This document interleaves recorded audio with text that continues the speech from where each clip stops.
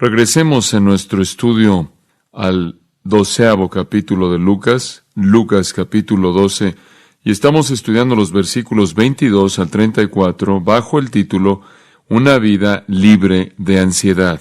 Hace 2 semanas fue la primera vez que vimos este pasaje.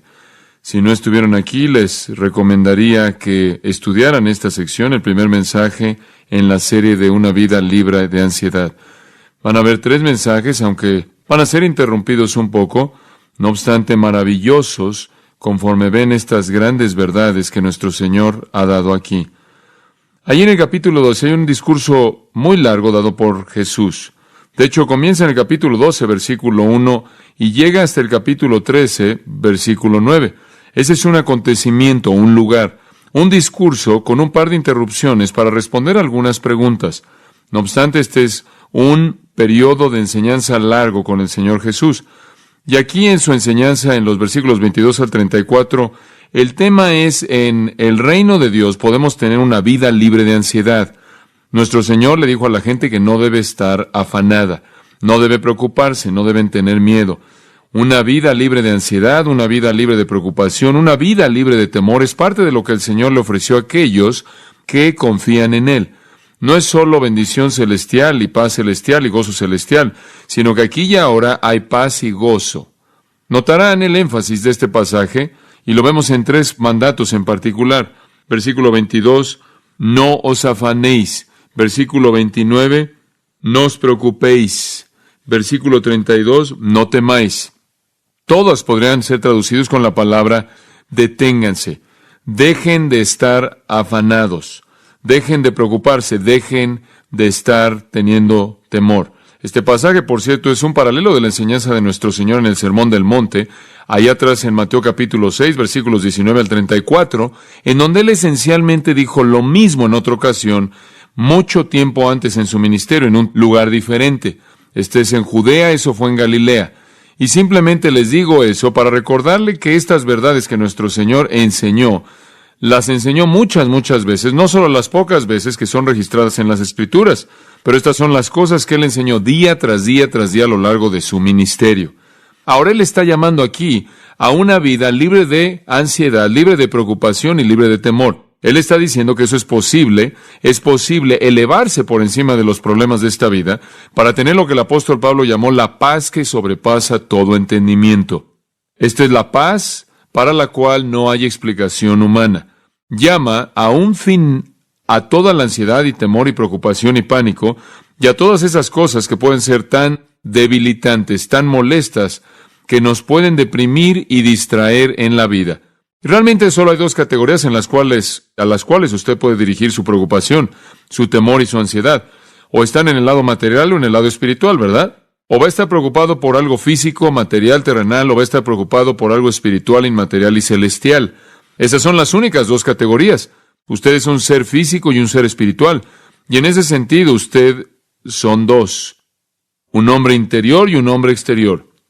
Y la preocupación puede afectar a ambos, pero en el caso de alguien que pertenece al reino de Dios, la preocupación en alguno o en cualquiera de los 2 sentidos es innecesaria.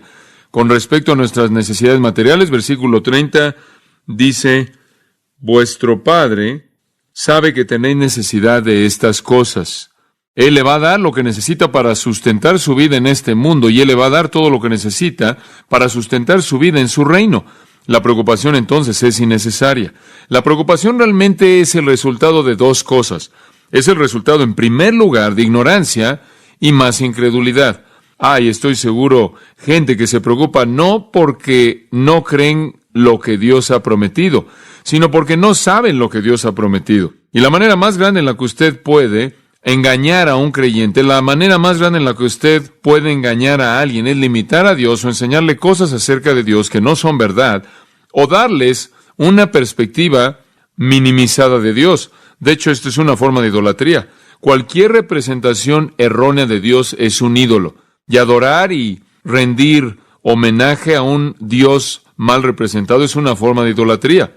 Es vital, entonces, que todos los que enseñan las Escrituras y todos los que poseen las Escrituras, refiriéndonos tanto a nosotros como a ustedes también, entiendan verdaderamente quién es Dios, lleguemos a un entendimiento verdadero de Dios, para que podamos adorarlo no solo en espíritu, esto es no solo con nuestra emoción y todas nuestras facultades, mente y alma, como también toda parte física de nosotros, sino adorarlo en verdad. Es crítico que entendamos quién es nuestro Dios en realidad. Y entonces es posible preocuparse a lo largo de su vida cristiana simplemente porque usted es ignorante. Y eso desafortunadamente es el legado de muchas personas cuyos ministerios no explican correctamente la naturaleza de Dios, la persona de Dios, las promesas de Dios y los propósitos de Dios. Hay gente engañada con mucha frecuencia que no entiende la grandeza de Dios, la gloria de Dios, el compromiso de Dios, la compasión de Dios, el poder de Dios, la omnisciencia de Dios, la sabiduría de Dios y el resto de las cualidades en las cuales descansan las promesas de Dios. Hay muchas personas cristianas, que no tienen idea de cómo es en realidad su Dios y el nivel de compromiso que Él les ha hecho, que tiene para con ellos, y por eso viven en temor. Temor de las circunstancias, temor de Satanás, temor del fracaso, temor de lo que usted diga. Entonces es posible que su vida esté llena de temor y ansiedad y preocupación debido a la ignorancia. Y eso puede ser disipado simplemente al leer los Salmos. Si usted cree que esa es una clase larga, si tiene que ir al seminario para conocer a Dios, está mal. Simplemente comienza en el Salmo 1 y 150 días más tarde termina el Salmo 150 y habrá usted conocido a su Dios. Y claro, el resto de los espacios en blanco pueden ser completados, pero esa es la razón por la que leemos los Salmos, porque llegamos a adorar a Dios y necesitamos conocer al Dios que adoramos. Si usted conoce a su Dios y de cualquier manera se preocupa, esto no tiene que ver con la ignorancia, esto no se debe a ignorancia, sino a falta de confianza. Esto es un pecado. Ser ignorante de manera innecesaria es pecaminoso, pero estar desconfiando de manera deliberada del Dios que se ha revelado a sí mismo es un pecado serio. Entonces, cuando usted ve su vida y ve ansiedades y temores y preocupaciones, la pregunta entonces es, ¿soy ignorante de mi Dios o simplemente no confío en Él? Entonces, regresemos a algunos elementos básicos. Muy bien. En este pasaje, nuestro Señor presenta este asunto de por qué no debemos preocuparnos y estar afanados y tener temor, sea en lo material o lo inmaterial, lo físico o lo espiritual, lo terrenal o lo celestial, en ninguna de estas esferas. Ahora, permítame darle el repaso de lo que dijimos hace 2 semanas atrás. Número 1, la preocupación no entiende la prioridad de Dios. La preocupación no entiende la prioridad de Dios. Versículos 22 y 23. Dijo luego a sus discípulos, por tanto os digo, no os afanéis por vuestra vida, qué comeréis, ni por el cuerpo qué vestiréis. La vida es más que la comida y el cuerpo que el vestido. Ahora, este es el punto. Dios no lo creó simplemente para sobrevivir. Dios no lo creó simplemente para que comiera y se vistiera y para que pudiera así sobrevivir. Dios no lo creó para cumplir alguna meta física u objetivo o propósito o diseño. Su vida es mucho más que comer. Su vida es mucho más que vestirse. Usted debe entender la prioridad divina. Y lo que dijimos hace un par de semanas atrás es esto. Si usted pertenece a Dios y está en su reino, Él tiene un plan y propósito para su vida. Esa es la razón por la que usted vive. Y mientras que Dios tenga un plan para su vida, Él lo va a alimentar y vestirlo hasta que el plan esté concluido. Entonces, ¿por qué se va a preocupar? Realmente no hay lugar para la preocupación, no hay lugar para el temor, no hay lugar para la ansiedad. Si usted entiende que la prioridad con Dios es mucho más que tan solo sobrevivir, es mucho más que tan solo sobrevivir en el invierno, es mucho más que conseguir por lo menos 1 o 2 comidas al día, mucho más que eso. El propósito de Dios al darle vida, el propósito de Dios al darle un cuerpo no es material, no es físico y no es terrenal, es inmaterial, espiritual y celestial. Fuimos hechos para su gloria. Fuimos hechos para servir su gloria, para servir su propósito, para honrarlo, para darle la atención a Él, para proclamar el Evangelio, para vivir a Cristo y el poder del Espíritu en el mundo.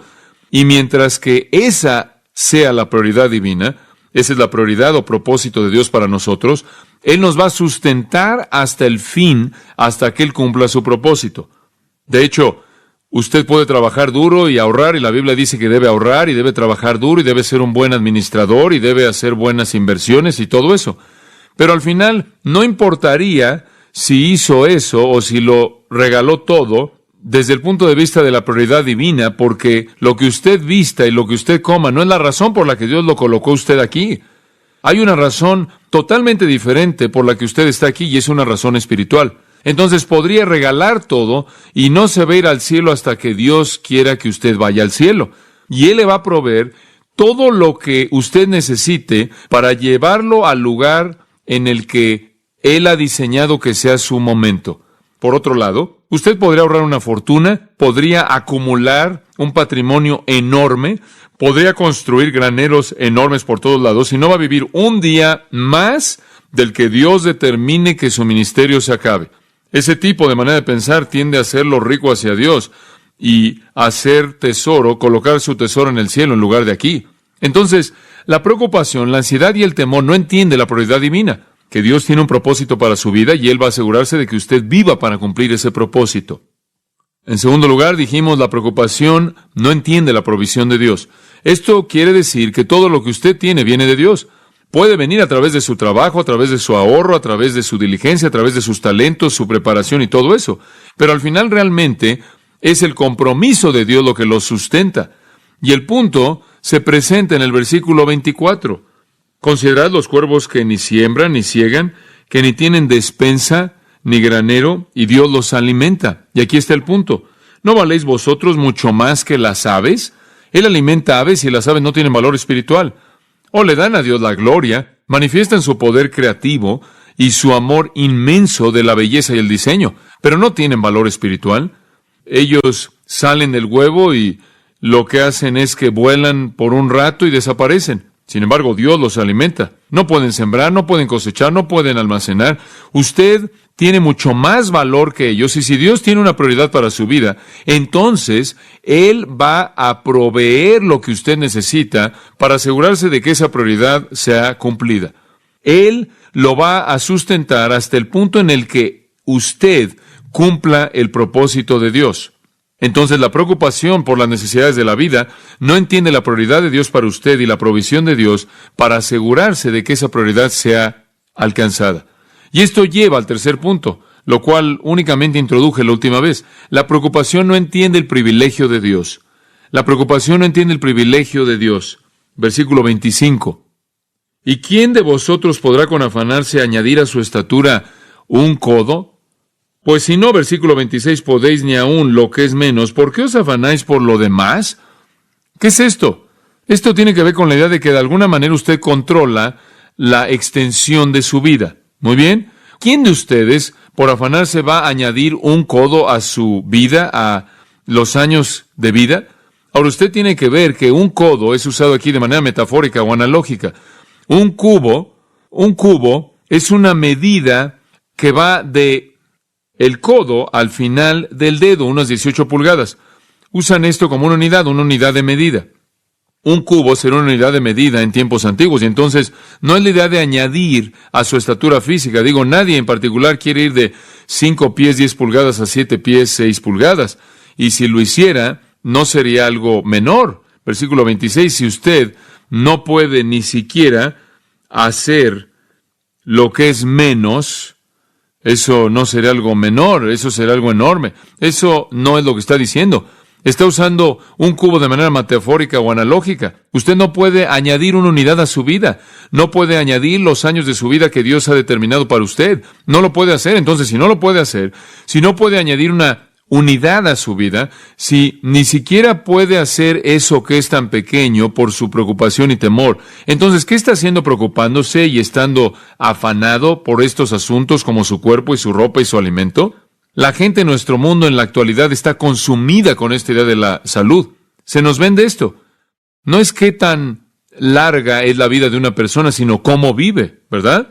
Pero literalmente hemos hecho un Dios de la salud y la longevidad en nuestro mundo moderno estéril, en donde buscamos conquistar a la bacteria, las bacterias y los virus y cosas así, en donde hemos creado una especie de ambiente antiséptico, antibiótico. Estamos muy preocupados por poder prolongar la vida.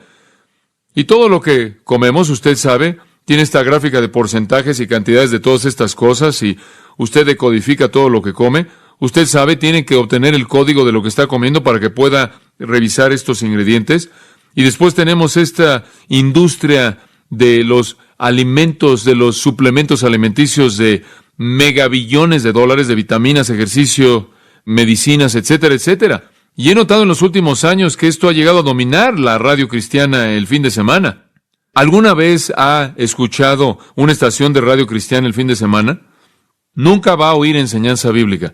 Es como todos los paganos que van al infierno el fin de semana. Se olvidan del fin de semana. Estamos vendiendo cera de abejas, o estamos vendiendo vitamina C, o suplementos de calcio, o alguna otra cosa exótica rara. No sé, para mí, ese será el mejor momento para evangelizar al mundo entero, porque usted sabe, la gente no está trabajando, están ahí. Y dice, bueno, no están oyendo. Bueno, si lo están, por lo menos oirán el evangelio. ¿A quién le importa si puede añadir a su vida su plan predeterminado por Dios? No puede hacer eso, no va a poder hacer eso. Este simplemente es la señal de la época que se ha infiltrado al mundo evangélico. Esta generación está involucrada en una manía con la salud. No está mal ser disciplinado, no está mal ser moderado, no está mal evitar el pecado de la glotonería. Está mal ser necio con lo que usted come. Usted debe cuidar de usted mismo. Dios creó un mundo maravilloso de alimentos para que podamos tomar buenas decisiones. No voy a añadir a mi vida, pero me gustaría vivir mi vida con una medida de fortaleza para que pueda servir al Señor de la manera en la que Él debe ser servido.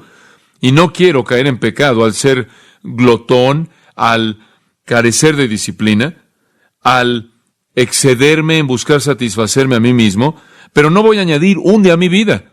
La longevidad óptima de mi vida ha sido determinada por Dios, y con cierta medida de razón solo quiero mantener mi fortaleza, pero no voy a añadir a mi vida.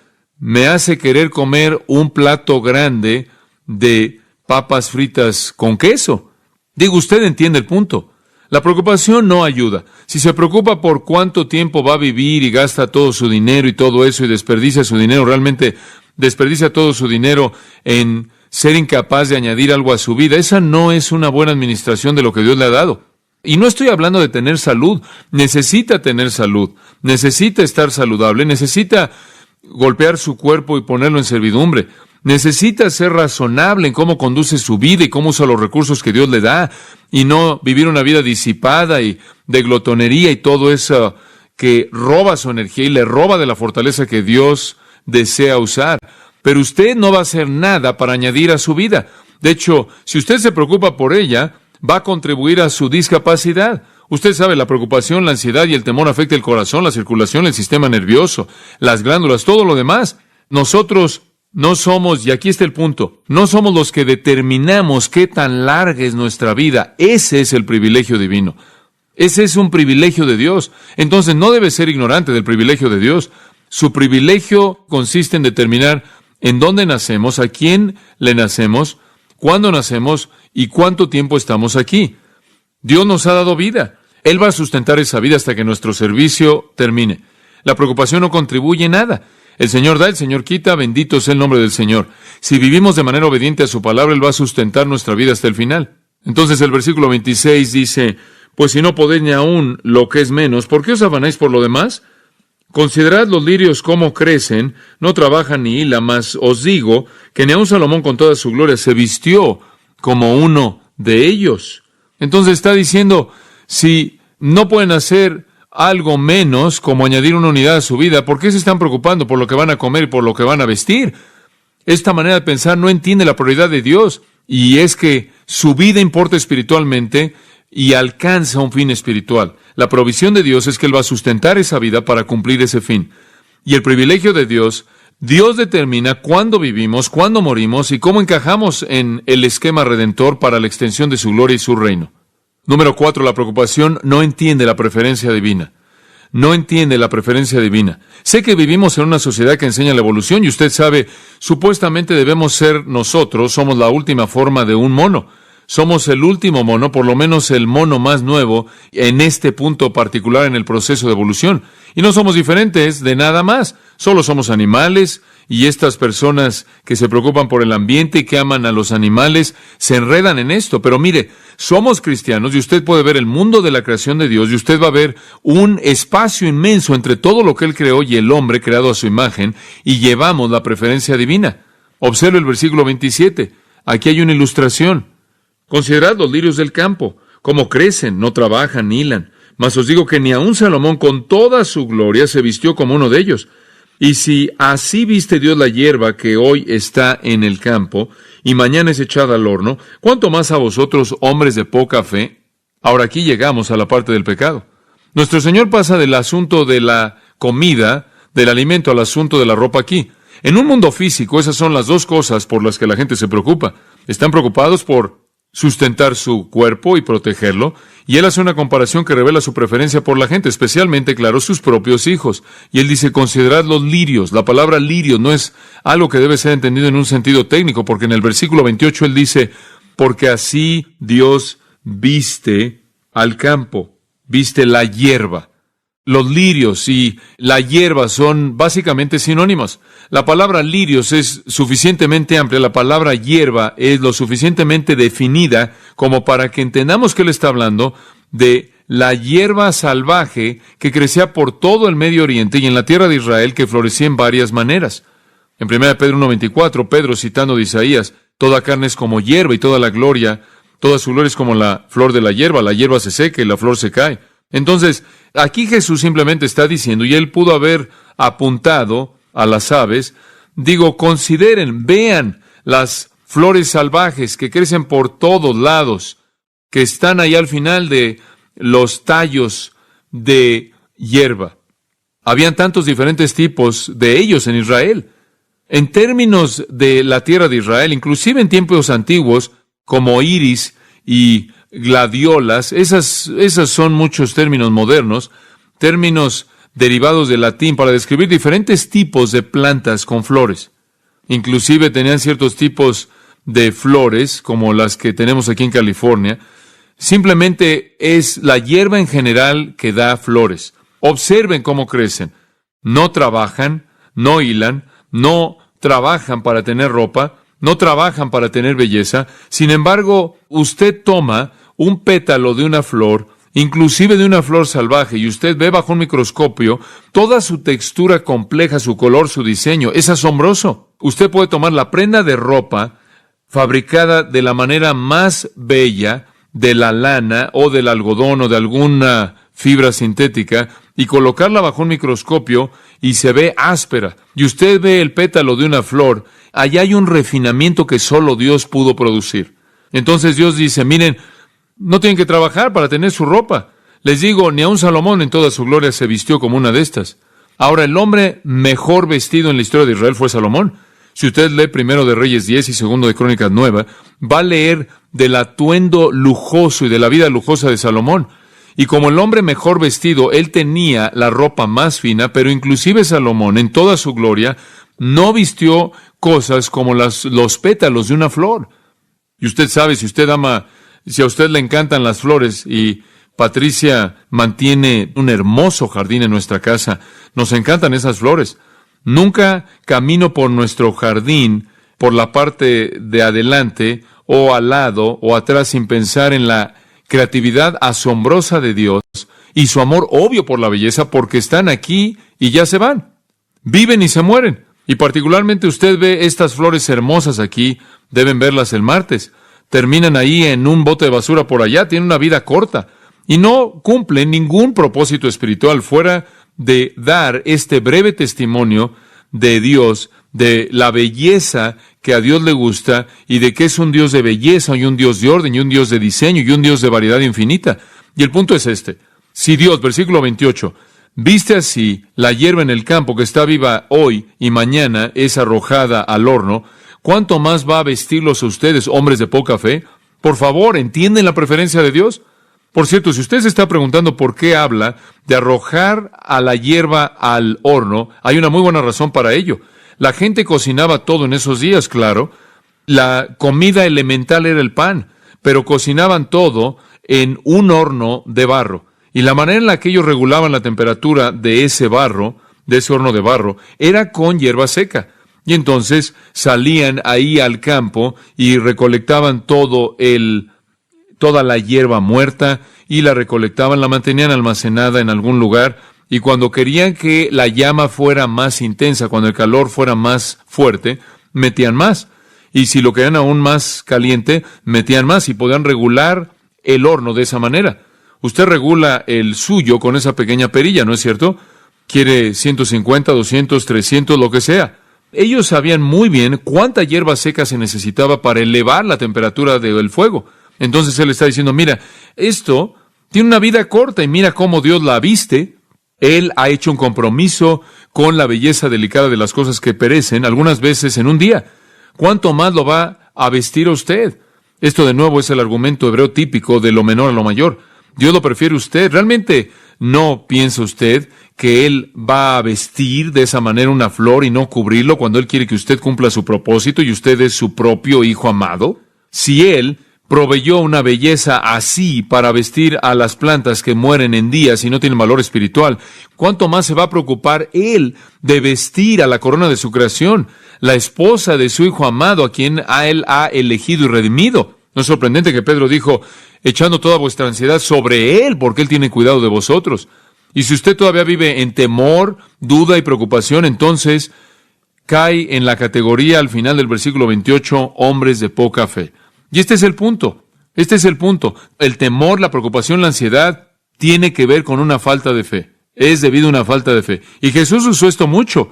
Mateo 6:30, Mateo 8:26, Mateo 14:31, Mateo 16:8. Inclusive se puede referir ahí de regreso a Lucas 8, cuando le dijo a los discípulos que se estaban preocupando por ahogarse. Usted sabe, ¿dónde está su fe?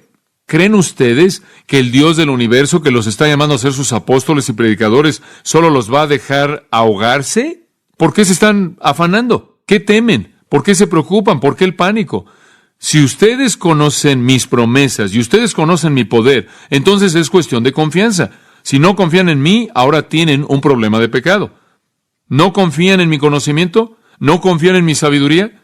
¿No confían en mi compasión? ¿Qué hay en mí que no confían? ¿No confían en mi poder? ¿No confían en mi cuidado? Bueno, ¿qué hay en mí que no confían? O quizás usted cree que el diablo es más fuerte que yo, y entonces ahí hay un pensamiento blasfemo. Ahora él no le está diciendo a esta gente que no tiene nada de fe. Él los llama hombres de ¿qué? De poca fe. Estos son los que creen en él. Él está dirigiendo esto, dice en el versículo 22, a los discípulos, aquellos que son creyentes verdaderos, aquellos que se están volviendo creyentes verdaderos. Y él dice, es posible que ustedes se preocupan y teman y estén afanados, pero entiendan esto. Si ese es el caso, tienen un problema con confiar en mí. Ese es un problema serio porque usted estaría de acuerdo con esto. Él es digno de nuestra confianza, ¿verdad? Puede confiar en él. Entonces, en el versículo 29, él dice, vosotros pues no os preocupéis por lo que habéis de comer, ni por lo que habéis de beber. No hagan que su vida consista en eso. Eso es lo que está diciendo. Y no sigan preocupándose. Usted sabe, en esos días, tenían que trabajar para vivir cada día. Tenían que encontrar una manera de obtener alimento diariamente, cada día. Era la preocupación de su vida entera. Él dijo, déjenlo. Deténganse. Esa no debe ser la búsqueda. Él no lo quiere decir de una manera razonable. No preparen sus alimentos, sus comidas, no se ganen la vida. Ustedes saben, como Pablo dice, si usted no trabaja, no coma. Él está diciendo que esa no sea la búsqueda, la meta de su vida. Para eso no viven ustedes. No vivan como si no hubiera un Dios que se preocupa por ustedes. No vivan como si Dios no tuviera promesas o no tuviera poder o no tuviera conocimiento de su situación. Y no sigan preocupándose. Si se preocupan, no entienden la prioridad de Dios, la provisión de Dios, el privilegio de Dios de determinar el fin de su vida y la preferencia de Dios, su preferencia personal para usted por encima de cualquier otra cosa que Él ha creado. Y hay un quinto principio, y vamos a concluir con este el día de hoy.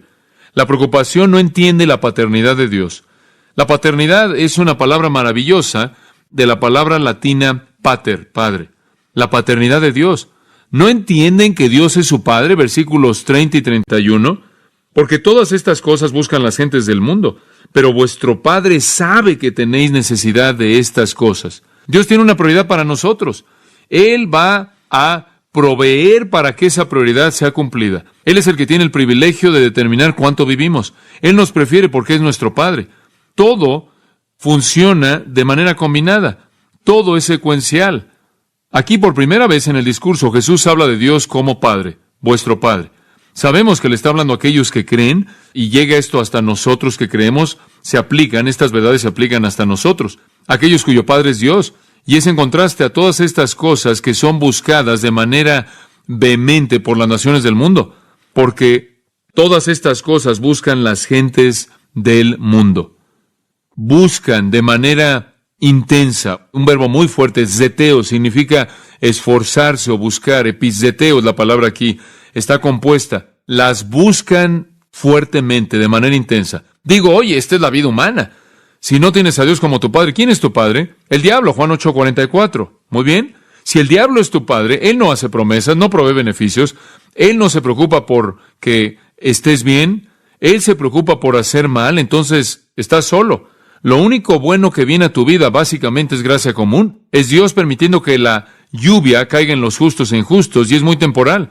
Pero ninguna persona incrédula puede depender de Dios. El mundo incrédulo no tiene promesas de Dios, ni compromisos por parte de Dios, ni garantías por parte de Dios para nada. Entonces, de acuerdo con el versículo 30, comer, beber, ropa, vestirse, todas estas cosas, las naciones del mundo buscan fuertemente.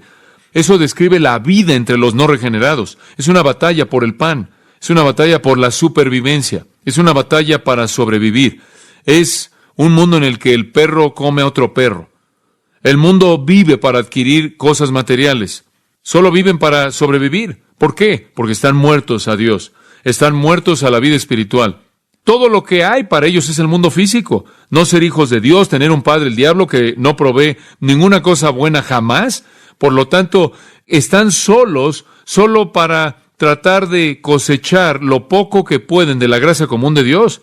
Son ignorantes de Dios, son ignorantes de la provisión de Dios y son incapaces de descansar en cualquier promesa de Dios o en el poder de Dios. Viven para sobrevivir.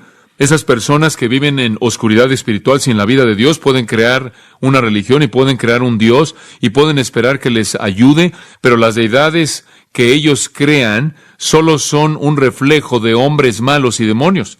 Esa es la razón por la que los dioses de este mundo son impíos, están desviados, son egoístas, violentos, no son dignos de confianza, son indiferentes, son caprichosos, malos y crueles. Entonces, la gente es dejada a la merced de los dioses en los que ellos creen, solo en el sentido de que no que ellos creen que esos dioses pueden beneficiarlos, sino que simplemente esperan que esos dioses no los lastimen. Hay pequeños beneficios, usted sabe, que creen que esos dioses van a liberarlos, como cuando tienen una buena cosecha, le dan gracias al dios Luna o al dios de la montaña o lo que sea, pero realmente están cosechando la gracia común que Dios ha incorporado en este mundo. Sus dioses no les pueden ayudar, porque sus dioses son demonios que están pretendiendo ser los dioses que ellos creen que adoran. Están viviendo solos. Los incrédulos sienten el peso pleno de la supervivencia. Pero versículo 30 dice, vuestro Padre, en contraste, sabe que tenéis necesidad de estas cosas. Él sabe que las necesitan. No es cuestión de poder, no es cuestión de recursos, no es cuestión de amor, no es cuestión de compasión, no es cuestión de empatía, no es cuestión de misericordia, es solo cuestión de conocimiento. Si Dios sabe que lo necesita, ese es el punto, ¿no es cierto? Digo, podría decir, bueno, Dios tiene el poder para darle esas cosas, pero todavía lo deja con la idea de que, bueno, me pregunto si Él sabe que las necesito. Sabemos que Él tiene el poder y los recursos. Entonces, la realidad más confortante es que Él tiene el conocimiento. Vuestro Padre, en contraste a todos los dioses sin vida de los paganos, es vuestro Padre. Y Él actúa como un padre actúa, y un padre es un proveedor y un protector, y su Padre sabe lo que necesitan. Todo lo que usted necesita está disponible para usted por parte de Dios. ¿De qué se preocupa? ¿De qué tiene miedo? ¿Por qué está ansioso? ¿Cómo disfruta eso? ¿Cómo puedo estar seguro de que voy a recibir todo lo que mi Padre tiene para mí? Versículo 31, aquí está el principio clave, muy importante. Mas buscad el reino de Dios y todas estas cosas os serán añadidas. ¿Quiere estas cosas? ¿Quiere comida, bebida, vestido? ¿Quiere vivir una vida plena? ¿Quiere vivir libre de preocupación, libre de ansiedad, libre de temor? No se concentre en esas cosas, no se concentre en el alimento, no se concentre en el cuerpo, no se concentre en qué beber, no se concentre en la salud, no se concentre en esas cosas, concéntrese en esto, el reino de Dios, y usted busque su reino y créame, estas cosas le serán añadidas. Y en Mateo 6:33 Jesús lo dijo de esta manera, Mas buscad primeramente el reino de Dios y su justicia, y todas estas cosas os serán añadidas.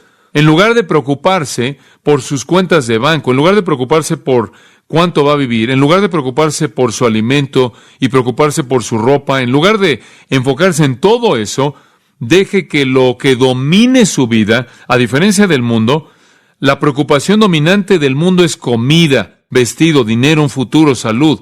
Eso es lo único que tienen. Eso es lo único que tienen para vivir, y viven por sí solos, sin ningún Dios. Pero que la meta dominante de mi vida y su vida sea el reino de Dios, la esfera de salvación, el Evangelio, Cristo. El enfoque de nuestra vida debe ser adorar y servir y proclamar a Cristo y vivir de manera obediente a la palabra de Dios, buscar la verdad y la santidad y el amor. Colosenses 3 lo dice con términos directos. Si pues, versículo 1, habéis sido resucitados con Cristo, y ha sido resucitado usted con Cristo, podría ser leído, debido a que ha sido resucitado con Cristo, continúen buscando las cosas de arriba. Dejen de estar buscando las cosas aquí. Busque las cosas arriba, viva su vida para el reino, y lo demás le será añadido. Y Dios puede añadir mucho más de lo que necesite en muchos casos. Ciertamente lo ha hecho en la mayoría de nuestras vidas. Puede tomar lo que Dios le da si está buscando su reino con todo su corazón y después ser un buen administrador de ello. Pero Él dice, sigan buscando las cosas de arriba donde Cristo está, a la diestra de Dios. Busquen la honra de Cristo, la exaltación de Cristo, la gloria de Cristo. Busquen proclamar a Cristo como Señor y Salvador y Rey y gobernante. Sometas a su voluntad, sometas a su palabra, sometas a su autoridad. Versículo 2 lo dice de esta manera. Poned la mira en las cosas de arriba, no en las de la tierra, porque habéis muerto esta vida y su vida está escondida con Cristo en Dios. Su vida entera tiene que estar dirigida hacia el reino, a la esfera de la salvación, la esfera en la que Dios gobierna como Rey y Señor. Todo lo que hace es para su honor y su gloria. La primera búsqueda es buscar entrar al reino. En Lucas 16:16, entrar al reino es descrito como aferrarse al reino. Dice, todo mundo está forzando su entrada al reino. Eso es lo primero que tiene que hacer para venir al reino y entender que es difícil. Es difícil porque demanda arrepentimiento, negación de uno mismo, sacrificio personal, humildad, mansedumbre, llorar, tener hambre, sed. Comience al entrar al reino. Comience creyendo en el Evangelio. Comience negándose a sí mismo y abrazando a Jesucristo y teniendo sed de justicia y dejando el pecado. Comience de esa manera, entre al reino. Y una vez que ha entrado, busque solo las cosas que exaltan a Cristo y la honra de Cristo. Entregue su vida para la salvación, para la justicia, para la obediencia, para la verdad, para el servicio, para la adoración, para el testimonio. Y de regreso a esa parábola, el dueto de parábolas en Mateo 13. Venda todo para comprar la perla. Venda todo para comprar el tesoro escondido en el campo. Es abandono total de uno mismo. Entréguese al reino. Viva solo para honrar a Cristo, solo para exaltar a Cristo, para extender su nombre, para extender su evangelio. Entréguese a lo que es eterno, no a lo que es temporal. Y por cierto, este no es un principio aislado. Jesús dice aquí, si usted hace esto, todo lo demás va a ser añadido. Y todo lo demás significa que va a vivir de manera plena todos los años de su vida, va a tener suficiente alimento y qué beber para sobrevivir y qué ponerse, todo eso si usted solo busca el reino. Y eso no es nuevo para estas personas judías. Escuchar eso. Quiero mostrarle, esto lo habrían sabido porque ellos conocían los salmos muy bien. Salmo 34, por ejemplo, en el Salmo 34 hay varios versículos, comenzando ahí en el versículo 8, Salmo 34, versículo 8. Gustad y ved que es bueno Jehová. Dichoso el hombre que confía en él. Versículo 9. Temed a Jehová vosotros sus santos, pues nada falta a los que le temen. Versículo 10. Los leoncillos necesitan y tienen hambre, pero los que buscan a Jehová no tendrán falta de ningún bien. Eso es lo que el salmista dice de Dios. Versículo 15. Los ojos de Jehová están sobre los justos y atentos sus oídos al clamor de ellos. Dios sabe, Dios oye. Versículo 19. Muchas son las aflicciones del justo, pero de todas ellas le librará Jehová. Dios cuida de los suyos. Salmo 37. Es muy similar. Esto es maravilloso. Malhechores, malignos. ¿Qué le pasa al mundo? ¿Qué le sucede a las naciones del mundo? Como hierba serán pronto cortados. Versículo 2. Pero por otro lado, ¿qué pasa con los hijos de Dios? Confía en Jehová y haz el bien, y habitarás en la tierra y te apacentarás de la verdad. Deleítate a sí mismo en Jehová, y Él te concederá las peticiones de tu corazón. Usted se deleite en Él, y Él va a encargarse del resto. Versículo 5, encomienda a Jehová tu camino y confía en Él, y Él hará. Simplemente confía en Él hará, Él lo librará. Versículo 7, guarda silencio ante Jehová y espera en Él, porque Él proveerá. De hecho, en el versículo 9 dice, porque los malignos serán destruidos, pero los que esperan en Jehová, ellos heredarán la tierra. Versículo 11 dice, pero los mansos heredarán la tierra y se recrearán con abundancia de paz. En otras palabras, el salmista una vez más entiende la provisión de Dios, que si Él es honrado y confiamos en Él, Él provee. Y después en el versículo 25, joven fui y he envejecido. Nos vamos a saltar los demás. Joven fui, dice David, y he envejecido. Y no he visto justo desamparado, ni su descendencia que mendigue pan. Dios cuida de los justos. Busque el reino, busque la justicia, y todo lo demás viene el testamento que habla de esto. Versículo 14, habla de los pecadores que se asombraron en Sión.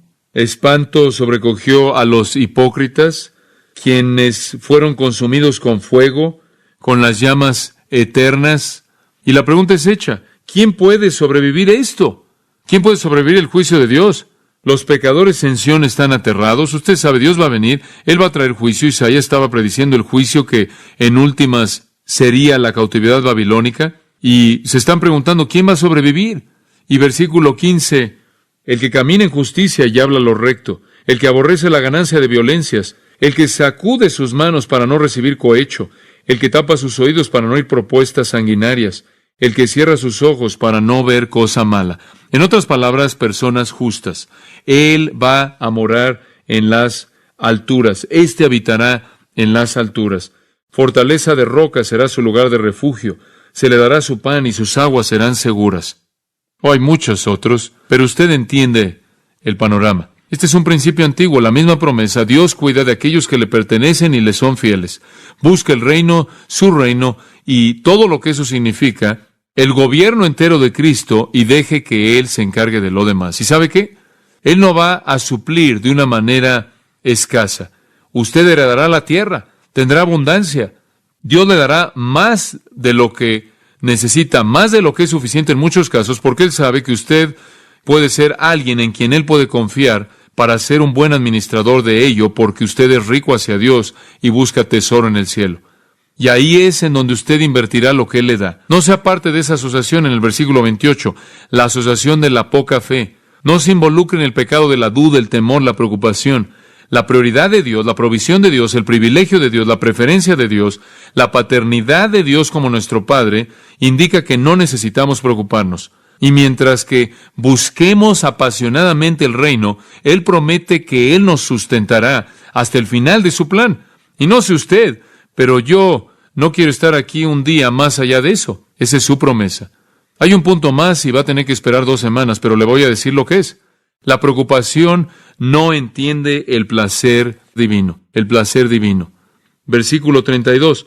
No temáis, manada pequeña, porque a vuestro Padre le ha placido daros el reino. Observe, placido. No es como si Dios no quiere. Este es su placer, su deleite. ¿Qué es lo que le deleita a Dios?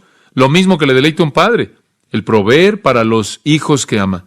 Entraremos a eso y tendremos nuestro servicio de comunión cuando regrese en un par de semanas. Padre, te damos gracias porque tú eres nuestro Padre, que nos has dado vida para que podamos cumplir con una prioridad divina y tu voluntad. Como tú lo has prometido, proveer para nosotros, vivir esa vida que es plena. Es tu privilegio, tú tienes el privilegio de terminarla cuando tú desees y llevarnos esa gloria preparada para nosotros. Padre, te damos gracias porque tú nos prefieres por encima del resto de tu creación, y si tú haces que las flores sean bellas y cuidas de ellas, ¿cómo no vas a cuidar de nosotros? Conocemos tu voluntad. Te damos gracias por ser nuestro Padre amoroso. No queremos pertenecer a esa asociación de poca fe.